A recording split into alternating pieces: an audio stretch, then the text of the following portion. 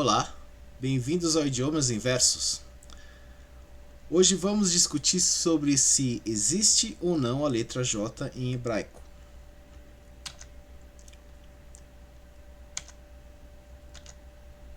Antes, vamos fazer algumas definições de termos. Transliterar. O que significa isso? Segundo o dicionário, é o verbo transitivo direto ou verbo transitivo direto e indireto. Ele significa representar as letras de um alfabeto com as de outro distinto, mantendo o sentido original. Ele translitera russo como ninguém.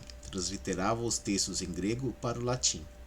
Então você está fazendo o seguinte: você está pegando um alfabeto em um idioma e você está pegando a equivalência em outro alfabeto de outro idioma.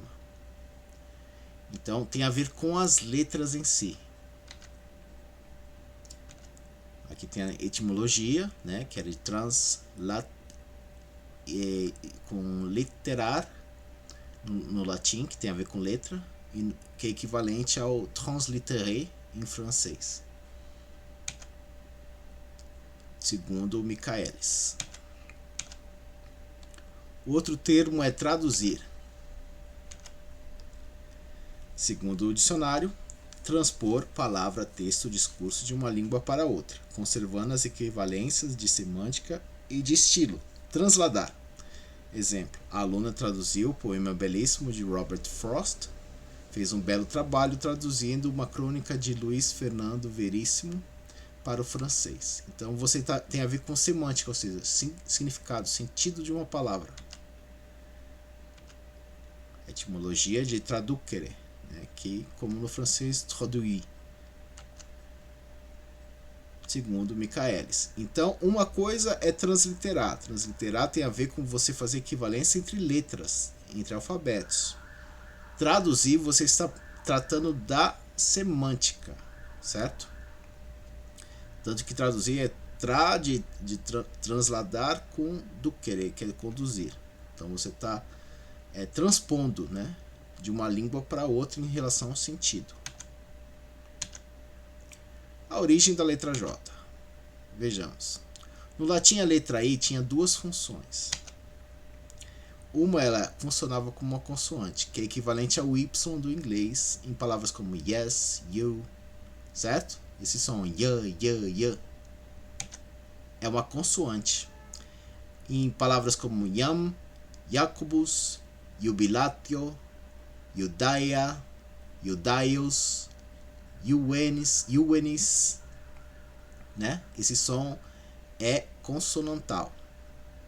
Ou seja, geralmente é acompanhado de uma vogal, Aqui tem ya, depois tem you, E também funcionava como uma vogal, como em idênticos, intelligentia, interior. Ali ela está funcionando como uma vogal, Então a função de consoante é um pouco parecida com a de semivogal, como no português também existe. Por exemplo, araguaia, araguaia, Bom, essa letra, ela vem do grego, Ela provém do grego, porque o alfabeto latino ele teve influência do etrusco e o etrusco do grego. E ele correspondia à letra iota do grego. Essa letra iota e as outras letras do grego, elas provinham do fenício, que é um alfabeto equivalente ao hebraico. E no fenício, a letra iota era correspondente à letra yod. Yod era uma letra que ela tinha a ver com a palavra mão nessas línguas semíticas, que no hebraico é yad. E até a forma dela antiga, no paleo-hebraico e no fenício, ela tinha uma forma parecida com a de uma mão, coisa que não é muito parecida no alfabeto quadrático do hebraico, apesar de ter um pouquinho ainda. Então, o iota grego era o iota latino, era chamada de iota no latim. Então, palavras como Jacob era vertida para o latim como Jacobus, Então Jacob ou Jacobos virava Jacobus, né? Aqui você já tem uma ideia de que a letra I aqui está com uma grafia diferente. A gente vai explicar isso daqui. Judaios virava Judaios, né? No latim. Judaia virava Judaia no latim. Yesai ou Yesaios virava Yesai no latim. Então essas letras eram correspondentes, né? Aqui o iota virava I em latim, o ômicron Y virava U, né? O delta virava D, o alfa virava A, aqui o iota acabou sendo vertido para E, e o alfa de novo, né? Porque esse E aqui ele tinha um som meio de som de I, né? AI.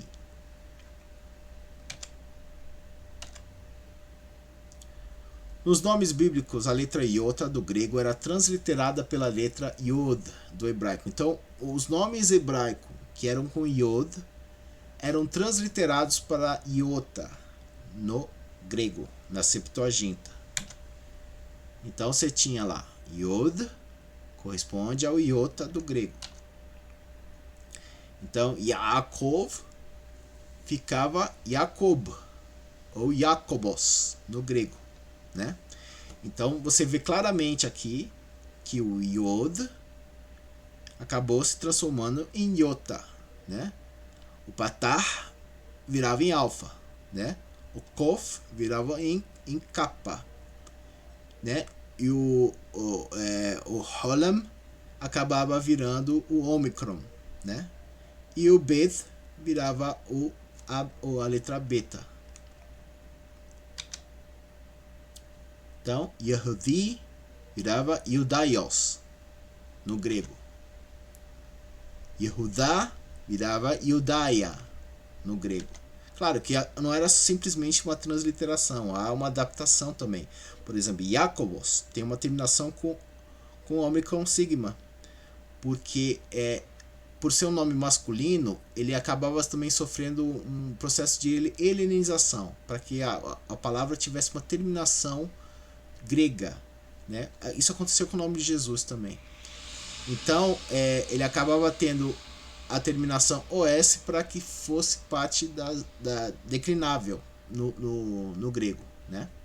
E o nome Ishai virava Yesai ou Yesaios, né, no grego. A letra J era usada como uma forma ornada, ou seja, enfeitada da letra I, como no final dos numerais romanos, quando eram seguidos de I, como por exemplo o número 23 no algarismo romano. Então você tinha aqui, você podia escrever dessa forma, somente com I igual, uniforme, ou o último I com esse estilo, com o rabinho, certo? Da mesma forma em letra minúscula.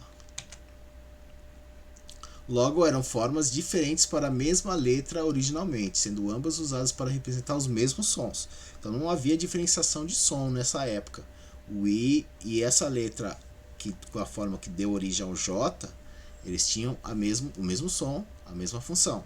Então I com aquele sinal de macro, que é um tracinho em cima do I, e essa representação que no alfabeto internacional, fonético internacional, significa o som do Y do inglês, como consoante, ou seja, né, como consoante.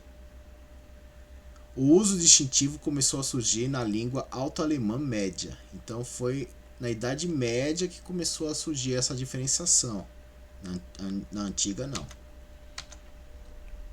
Os primeiros a distinguirem explicitamente as letras I e J representando sons diferentes. Quem for? Tem dois casos. Gian Giorgio Trissino, no finalzinho da Idade Média, né, 1478, que ele nasceu. Ele era um humanista, renascentista, poeta, dramaturgo, gramático, linguístico, linguista e filósofo veneziano, que hoje é a Itália, né? No norte da Itália.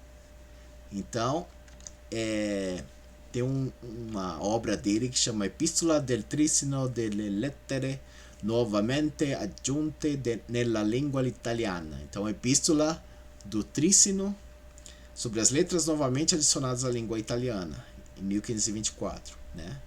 Século XVI. Então, a outra possibilidade era um francês chamado Pierre de la Ramée, né? Cujo nome em latim era Petrus Ramos, em espanhol é Pedro de la Ramée ou Pedro Ramo em português, também do século XVI. Ele era especialista em lógica, humanista e reformador educacional francês. Ele era um converso protestante, huguenote, que foi vitimado durante o massacre do dia de São Bartolomeu, que foi um massacre em que alguns líderes católicos tramaram contra uma população protestante, matando um monte de gente naquela noite. No entanto, as línguas romances desenvolveram novos sons, dos antigos sons do I como consoante e do próprio G também, que originalmente tinha o som de G, né? Só que foi havendo um processo de palatização em que G virou G. Na verdade, virou G, G, G. Então, palavras que começam com G, tipo gente, né? Era gente, né? Mas aí foi sofrendo uma palatização, virou gente, depois virou gente. Gente, depois gente, né, em português, que é outro processo de palatização, mas mais moderno. E o I, o som de yes foi modificando, a ponto de, por exemplo, a palavra Jacobus virou Jacobus, depois foi evoluindo e virou Jacobus, porque no português antigo o som do J era já, era o som de. Então você tinha palavras como já, era já que falava, aquele ligue já. Então, no português antigo ele tinha som igual do inglês de hoje, e no espanhol também. E no espanhol medieval, no final da Idade Média, ele tinha o som do J igual do português hoje, e do francês, que o francês também tem esse som. Só que o do espanhol foi evoluindo até que virou che, depois virou re, né? Então, o que era, por exemplo, se fosse uma palavra, por exemplo, nossa, não me vem à mente nenhuma palavra em espanhol.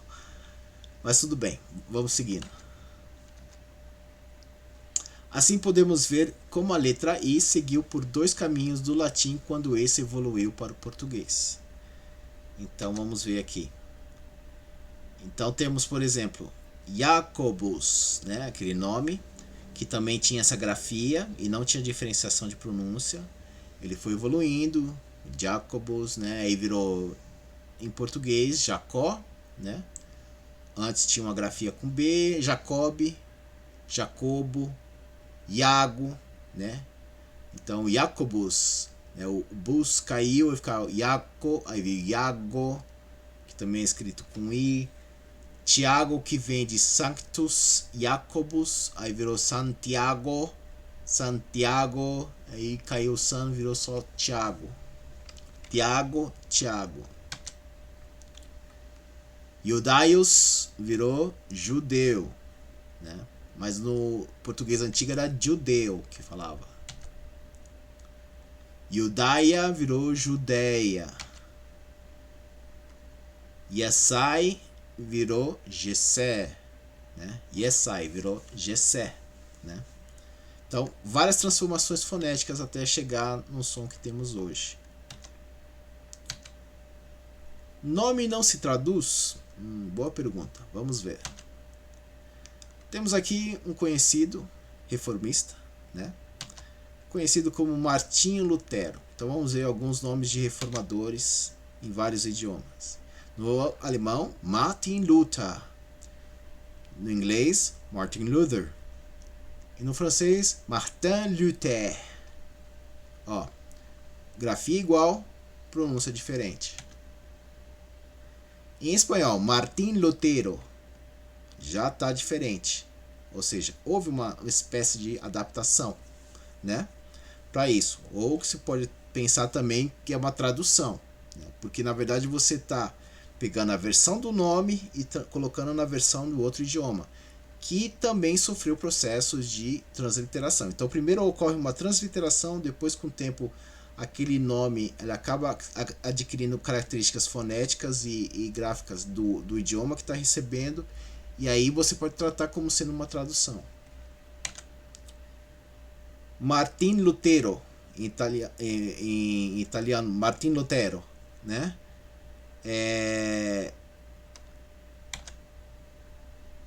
Em galego, Martinho Lutero.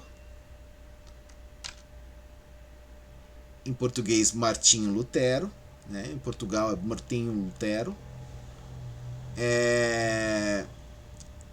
Então você percebe que o nome foi traduzido para outros idiomas, porque ninguém no Brasil chama de Martin Luther, né? Ou Martin Luther. Ninguém fala assim em português pro nome dessa pessoa.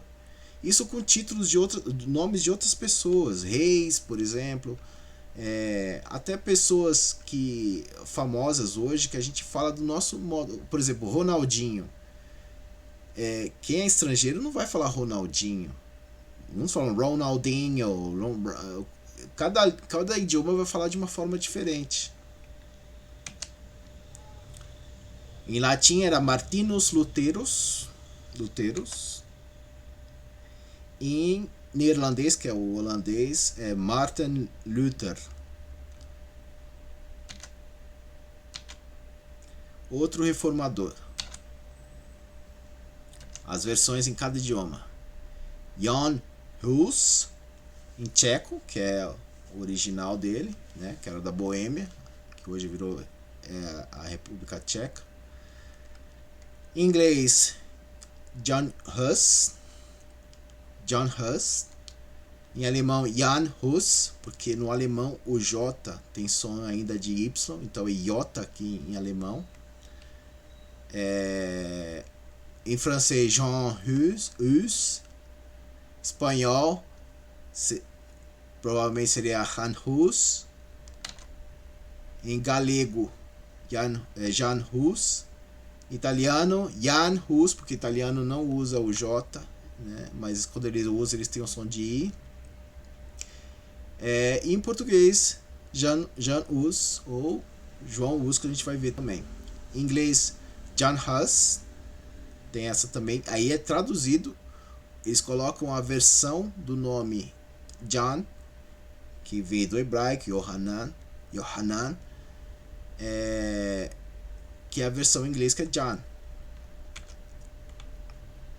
Em alemão, Johannes Hus. Francês, Jean Hus. Em espanhol, Juan de Hus. Em espanhol, Juan de Husenitz. Ou em galego também, Juan de Husenitz. O J em galego tem som de X. E às vezes é grafado com X, né? Depende do sistema alfabético utilizado. Johannes Hus em neerlandês. Jan Hus ou Jan Hus em português. João Hus, também muito utilizado essa versão do nome dele, porque o nome dele em português é João. Johannes Hus e latim. E também Johannes Husius. Hus, se eu não me engano, significa cisne, alguma coisa assim em tcheco.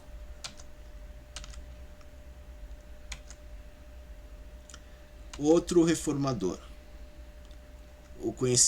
Naturalmente o nome dele era Philipp Schwarzherdt, mas ele era conhecido assim, o nome dele, ele fez uma versão diferente do sobrenome dele. Ele mudou, ele traduziu o sobrenome dele para a versão em grego. Porque no tempo deles, os humanistas era comum eles colocarem o nome, fazer a tradução dos nomes deles para a versão greco-latina, né? ou grego ou latim. Né? Então, Schwarzerd virou Melanchthon, né? Que significa terra negra em grego. Você tem Schwarz, que corresponde a melas ou melanos, lembra de melanina, né? Que tem a ver com preto, né? Significa preto em grego. E Ilda era Chthon ou Roma em grego, que significa terra, então era terra preta ou terra negra.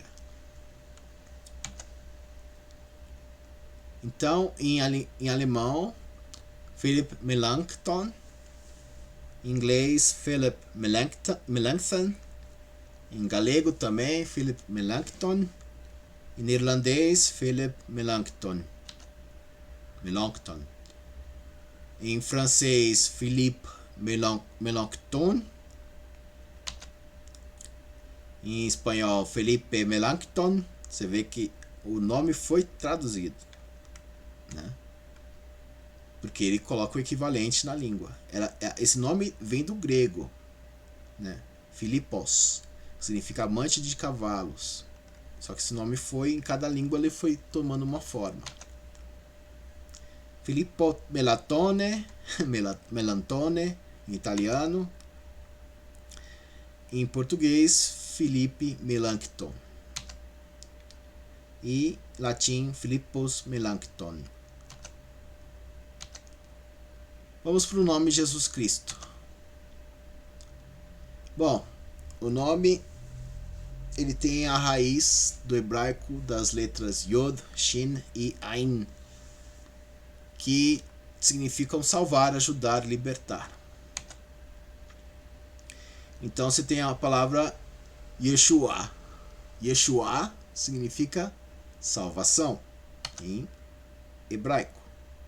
Isso tem um imperativo masculino singular, que é Hoshia. Tanto que Hoshiana significa salva, por favor, né? De onde veio Osana, a palavra Osana. Hoshea é o nome Oséias, que significa ele salva, salvação, ele ajuda.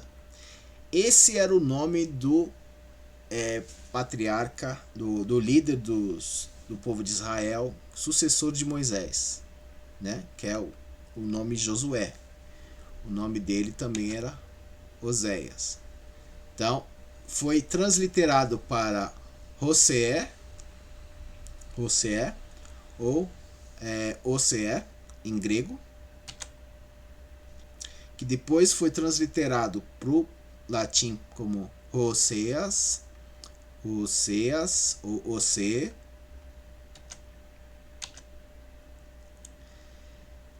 E o nome Yehoshua é uma combinação do nome Oséias com o nome do tetragrama. Então você tem o tetragrama junto com Hoshea, você tem Adonai, ou o tetragrama, é salvação, né? No texto em hebraico, né, temos Ele, Shemoth, Hanashim Asher Shalah Moshe Lathur Et Haaretz Vaikra Moshe La Hoshea Ben Nun Yehoshua. Então, nós temos, esses são os nomes dos homens que Moisés enviou a espiar aquela terra. E a Oséias, filho de Nun, Moisés chamou Josué. Então, Moisés pegou o nome Oséias, combinou com o nome do tetragrama e ele passou a se chamar Josué, Yehoshua, né? Vamos lá. Então, com o tempo, esse nome foi encurtando e se virou Yeshua, né? Ficou mais curto. E se transformou também na versão aramaica desse nome. no tempo de Cristo.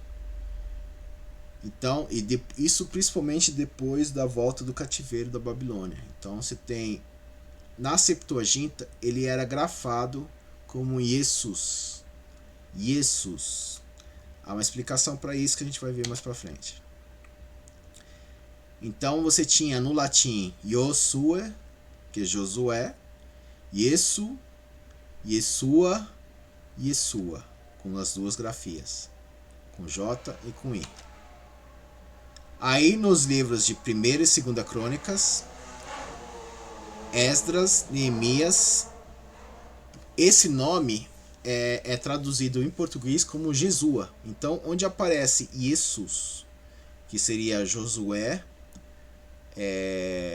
no Antigo Testamento, em muitas Bíblias em português é traduzido como Jesua, né? Que vem diretamente do nome em hebraico Yeshua. E Jesus, né?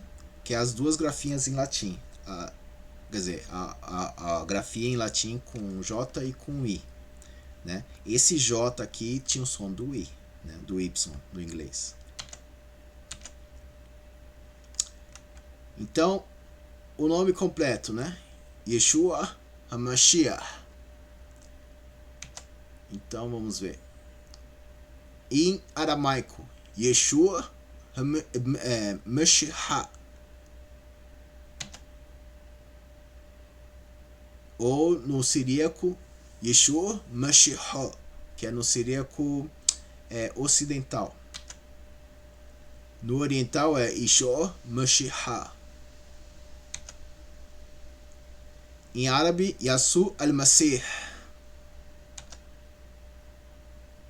E no grego ficou Jesus Christos. E depois transliterado do hebraico para o grego, depois para o latim. Por isso que fica muito diferente. Jesus Christus. Jesus Christus. Em catalão ficou Jesus Christ. Jesus Christ em catalão. Ou Jesus Christ. Jesus Christ. Jesus Christ. Em neerlandês, holandês, né? Jesus Christus. Ou Jesus Christus. Em francês, Jésus-Christ ou Jesus-Christ. A versão Jesus-Christ é mais católica, tradicional, e Jesus-Christ é mais protestante. Em galego, Jesus Cristo, muitas vezes grafado com X, né?